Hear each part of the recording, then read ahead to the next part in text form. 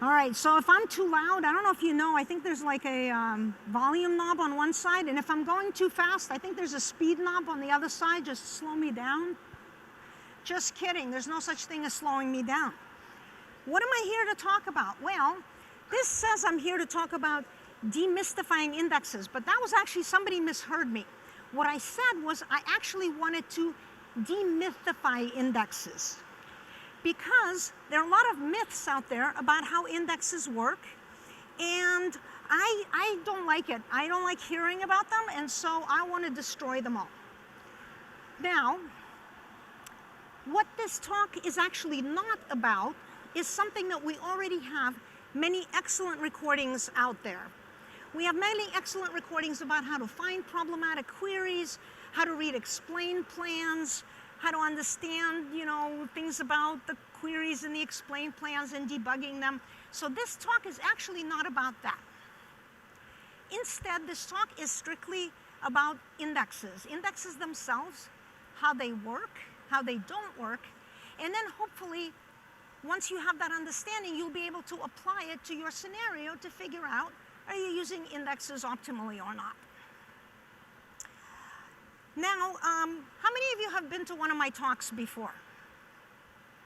Oh, not very many hands. Well, if you haven't been to my talks, then you don't know that I absolutely adore analogies. I think analogies are really, really awesome because they let us understand things in a more intuitive, visceral sort of way, right?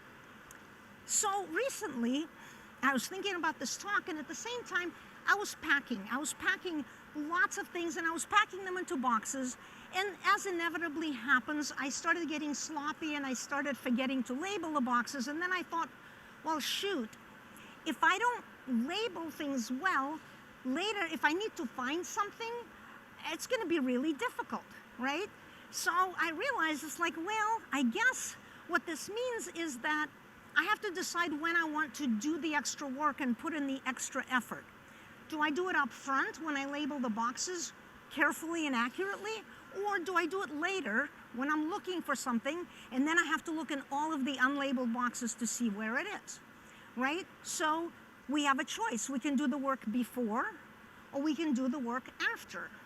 But we're always making a choice. We're always making a trade-off based on what resources we have available and what our needs and requirements are like. So for example, if I have absolutely no time when I'm packing, I just throw anything into whatever box happens to be open, and then I have time later, I'm going to have to do a full collection scan in order to find it. Oops, I just accidentally fell from my analogy right back into MongoDB performance discussion. So let's talk about it. Let's talk about MongoDB performance. Without something like indexes, what happens in MongoDB if you need to find a document? Let's say that you want to find an order and the order ID is 295. Well, we have to do this thing we call a collection scan. And what a collection scan is when you have to look at every single document. And for every document, you have to see, does it have the field order ID? And if it does, then you have to check its value. Is it 295? And that's slow. How slow is it? Well, it's approximately or maybe exactly order n, where n is the size of your collection. That's slow. That's not great, so maybe we can do better. So what is an index and how could it help us? Well, an index, it's a data structure, right? It's a data structure that's optimized for fast lookup. In databases, both in MongoDB and other relational databases and non-relational databases, very frequently a data structure that's used to represent an index is a B tree. A B tree is a self-balancing tree data structure that maintains data in sorted order, and it allows various operations in logarithmic time. Here comes the first myth that we can demythify. What does the B in B tree stand for? Now, some people think it stands for binary tree, and that is not correct. And some people think it stands for balanced tree. That is also not correct.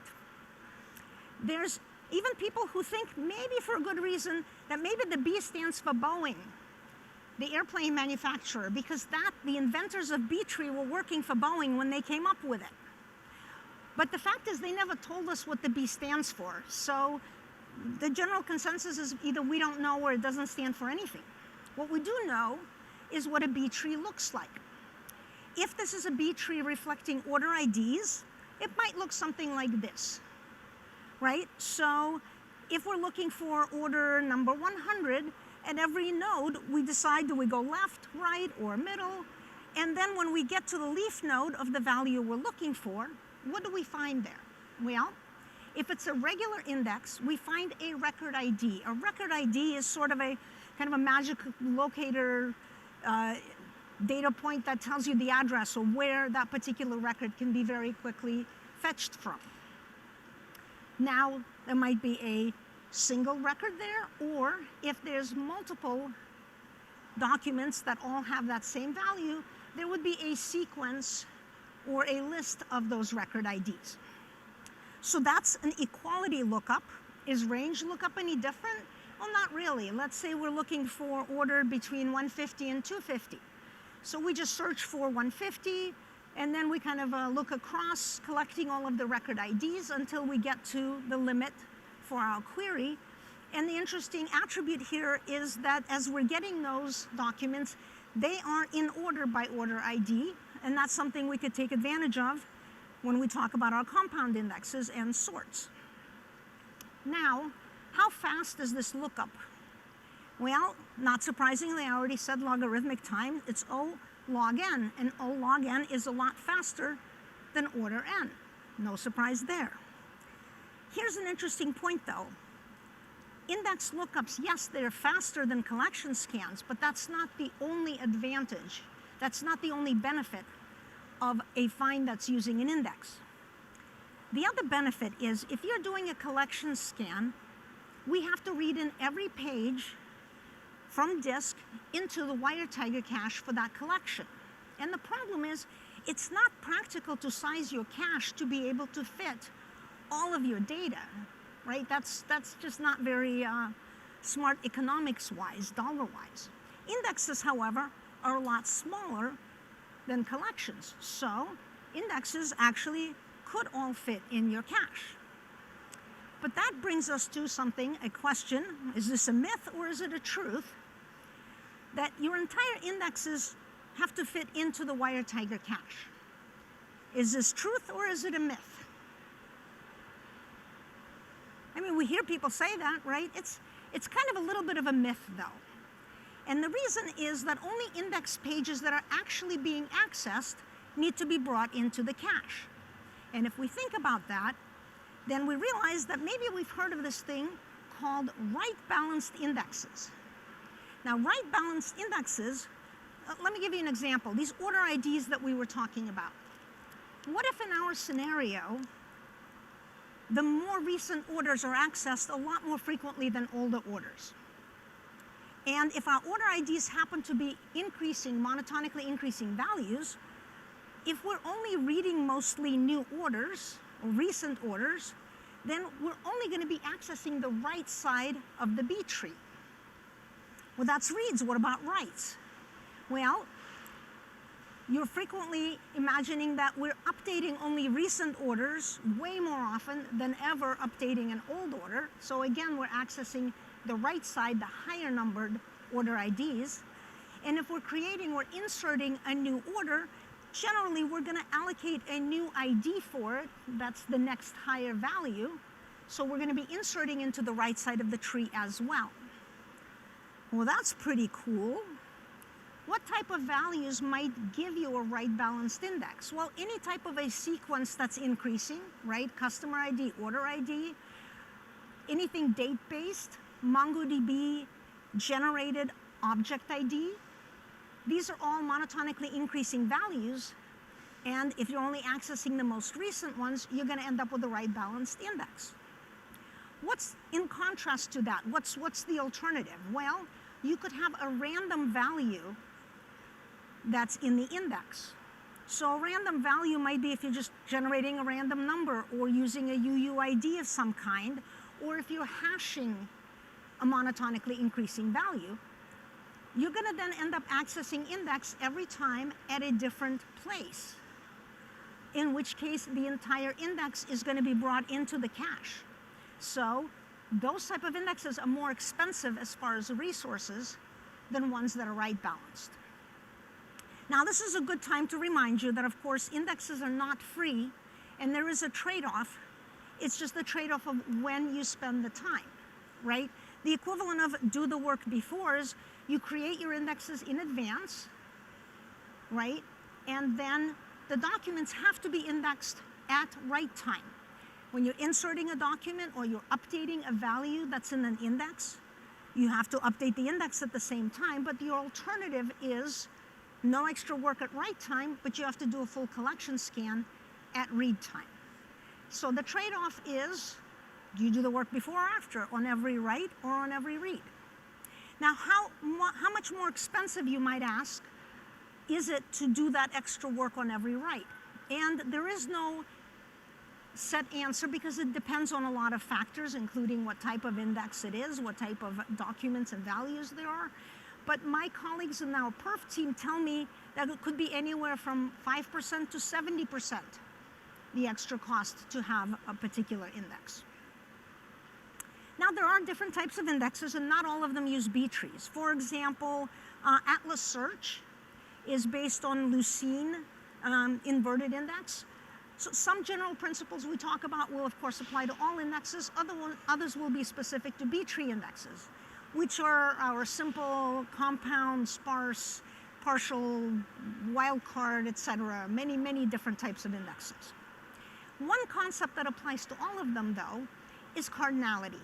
So let me talk about cardinality for a second. Imagine that there's a field in our order that's called status, and status can only have two possible values, processing or done. It could have been a Boolean, right, processed true or false, but it happens to be a string, processing or done. Now, this field has very low cardinality. Cardinality, by definition in the database world, means how many distinct values a particular field could have. So a high cardinality value might be like a unique ID or a last name where you have many, many different values across your whole collection. Low cardinality is like a Boolean or status that's either processing or done. My question to you now is, myth or truth? It's a bad idea to index low cardinality fields. Anybody want to vote? Throw your hand up. Myth, truth? It's a myth. It's a myth precisely because of the example that I just showed you. Because if you have a giant orders collection, the majority of your orders are going to be in status done. Maybe only 1/100th of 1% are going to be in status processing. So if you're querying for processing orders, that's super selective. If you're querying for orders that are done, that's not great. Because that's going to query, the majority of the collection, and it's not particularly selective. But if you're querying for orders that are processing, that's extremely selective, and the index is going to be very effective for that.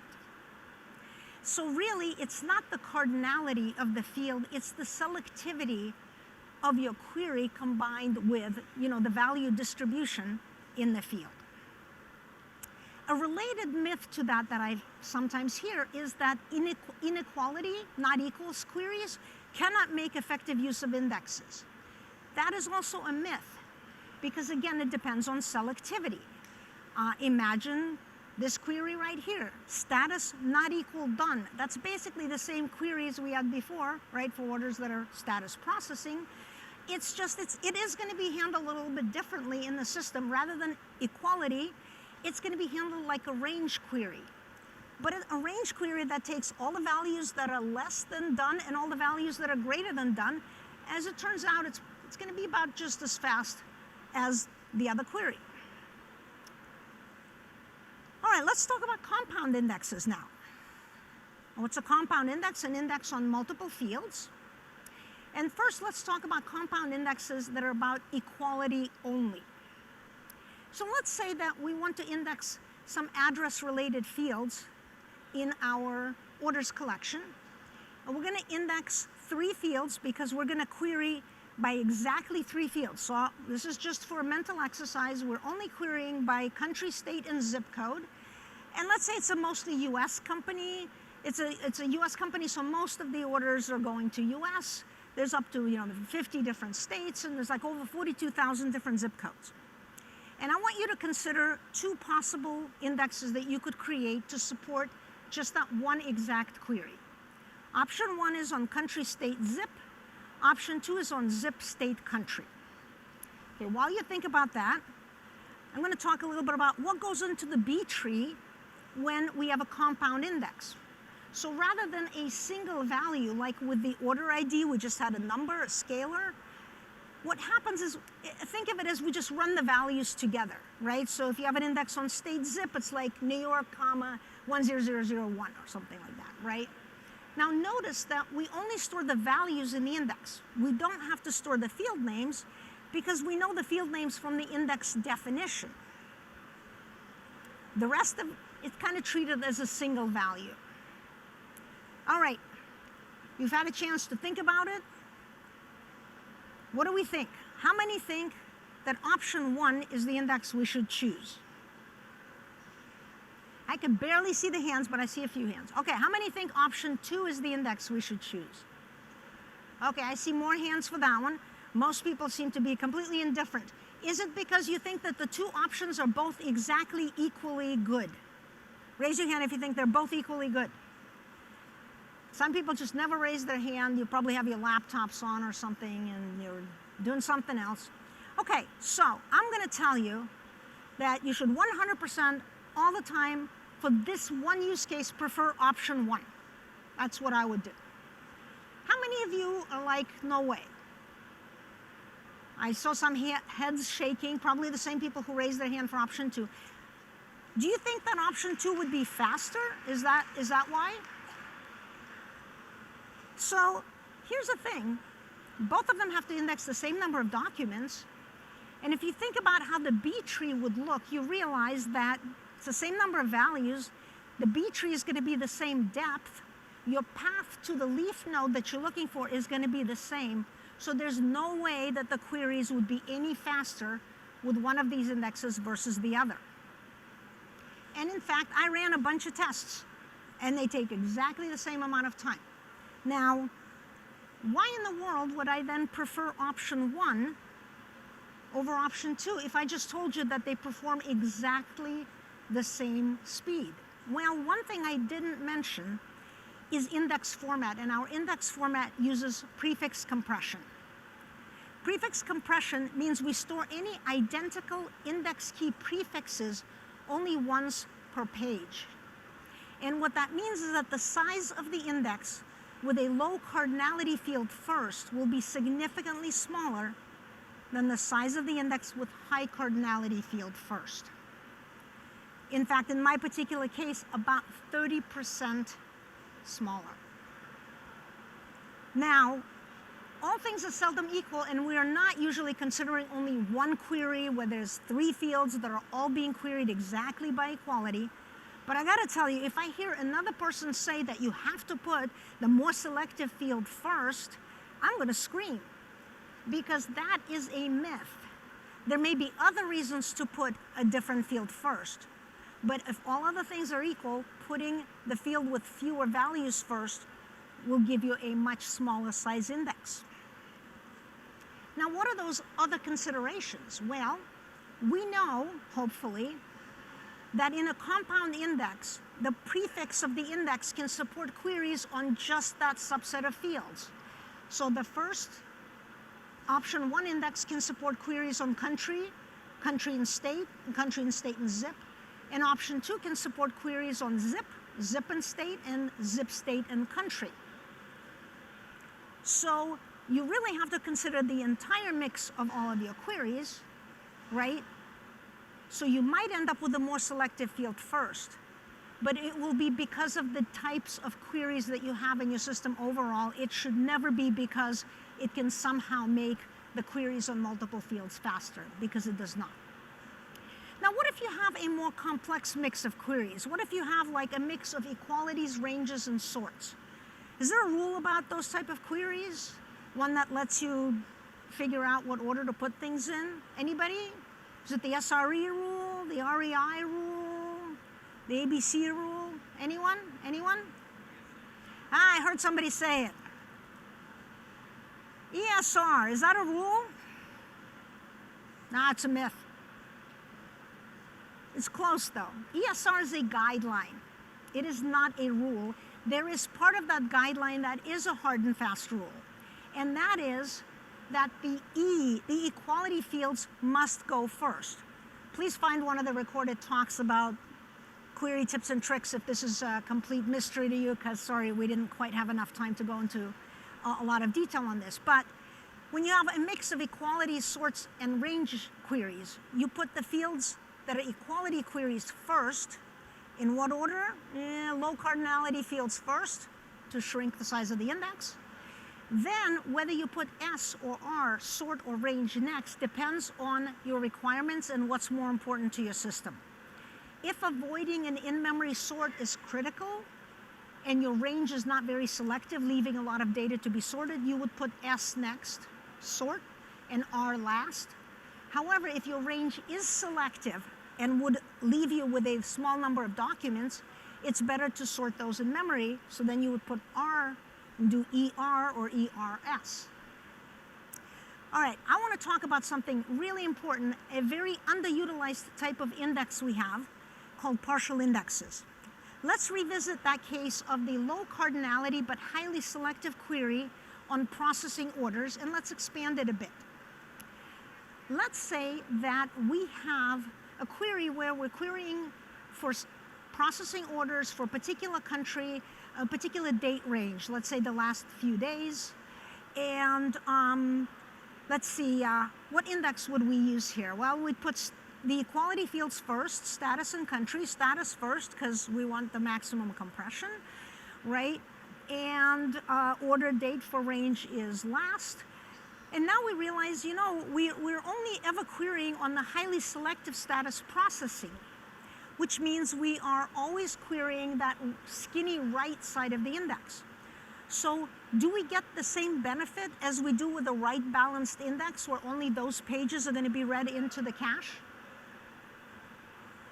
No, it turns out we won't. The reason is that the right. When an order is done being processed, what do we have to do? We have to set status to done.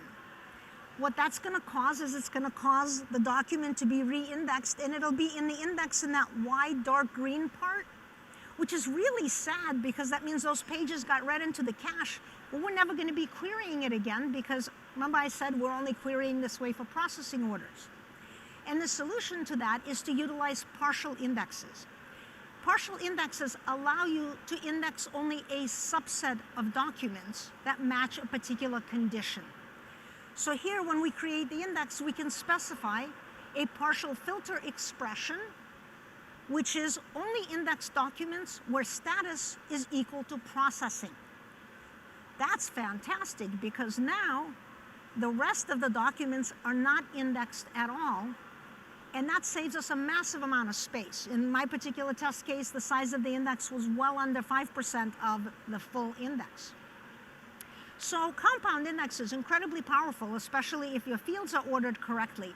But partial indexes are kind of an extra order of magnitude of power on top of that, if you can utilize them, because they use so much less resources. What other types of indexes do we have? Well, we have wildcard indexes.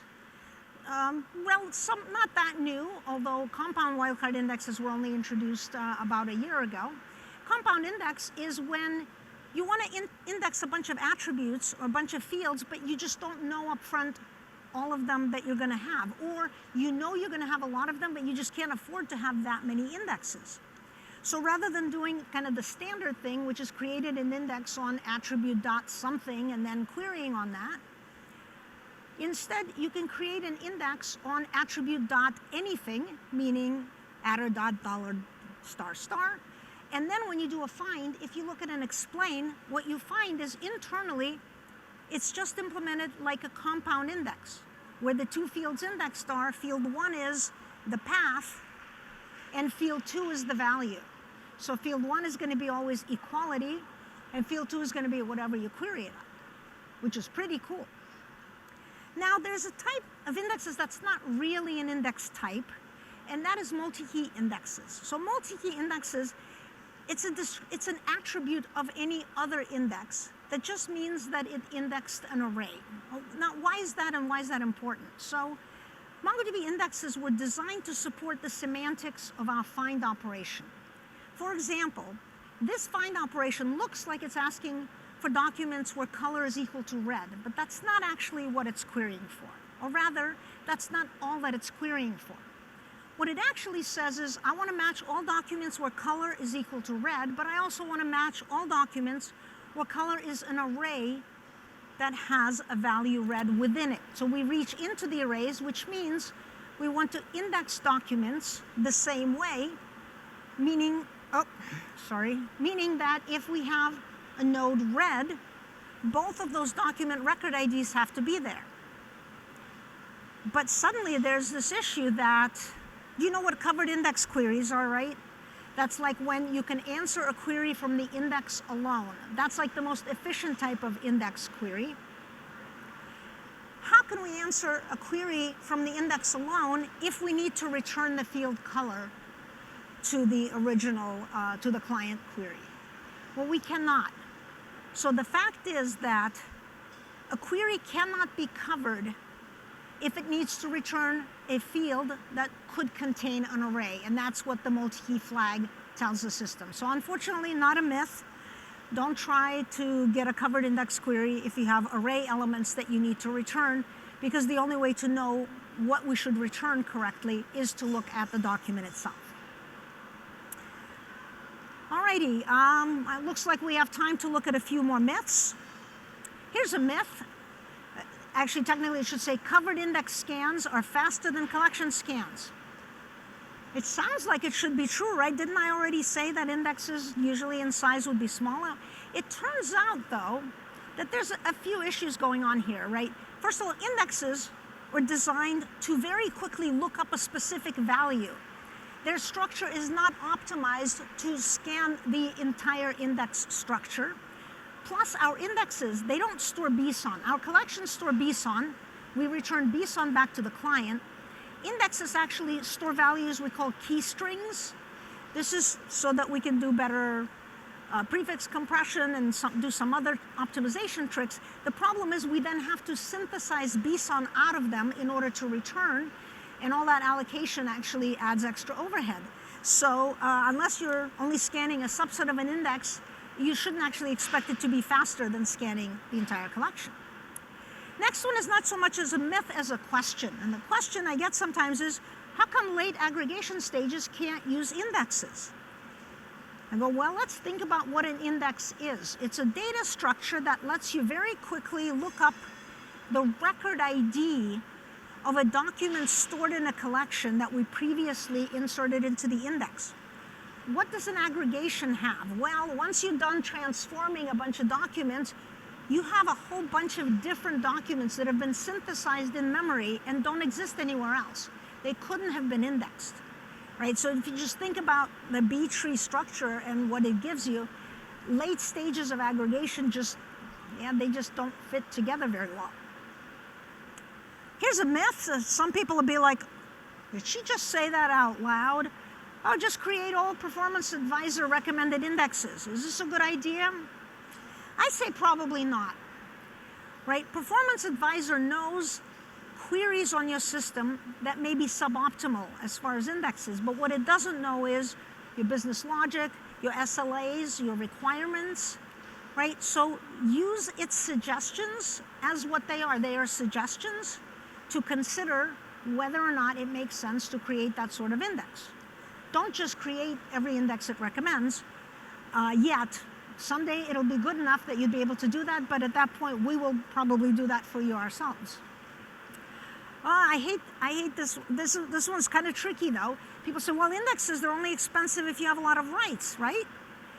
And it's like, if you have very few writes, doesn't that mean you could create indexes to support your reads with very low cost? Or let's say if you don't care about the writes SLA, right? Your writes can be very slow. The problem to remember is that indexes require resources. So even if the writes, the more expensive writes aren't important, the more indexes you have, the more resources you will need to have for them, meaning the more RAM. So index sparingly, even if your writes aren't a consideration. I hate this one. You know how I said you're scanning an index in order, right? That's an ascending index. You shouldn't need to create a descending index because we have the ability to scan the index left to right or right to left. So that's just kind of a silly myth I hear.